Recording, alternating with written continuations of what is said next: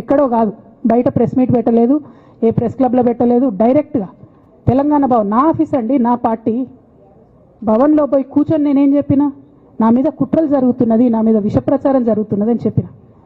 నేను రామన్నను బుజ్జగించి గడ్డం పట్టుకొని అడుగుతా ఉన్నా, అన్న నీ చెల్లెని ఒక మహిళా ఎమ్మెల్సీని మన పార్టీ ఆఫీస్లో కూర్చొని నా మీద కుట్రలు జరుగుతున్నాయని నేనంటే మీరు వర్కింగ్ ప్రెసిడెంట్గా ఉన్నారన్న, ఫోన్ చేయరా అన్న, నాకు ఏమైంది బేటా ఎందుకు బాధపడుతున్నావు అని ఫోన్ చేయరా? ఇది ఎప్పుడు జరిగిన ఇన్సిడెంటు? లేక లీక్ కాకముందు, నేను నా కొడుకు గ్రాడ్యుయేషన్కి అమెరికా పోకముందు, అంతకుముందే. మరి మీరు వర్కింగ్ ప్రెసిడెంట్ కదన్నా, నేను పార్టీ ఎమ్మెల్సీని కదా. చెల్లెలు అన్న బంధుత్వాలు పక్కన పెడదాం ఒక్క నిమిషం.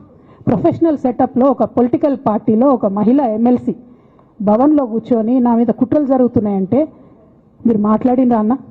103 రోజులు అయిపోయిందన్న ఇయ్యాలటికి, ఒక్క మాట మాట్లాడినరా? కేసీఆర్ గారు దగ్గర నుంచి కమ్యూనికేషన్ రావాలని నేను ఎక్స్పెక్ట్ చేయలే. వారు పెద్దవారు, వారికి అనేకమైన పనులు ఉంటాయి. మొత్తం పార్టీని ఇప్పుడు పునర్నిర్మించుకోవాల్సిన అవసరం ఉంది.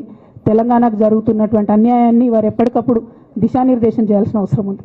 కానీ వర్కింగ్ ప్రెసిడెంట్ గారి దగ్గర నుంచి ఫోన్ రాకపోవడం మాత్రం ఒక మాట అనిపించింది నాకు.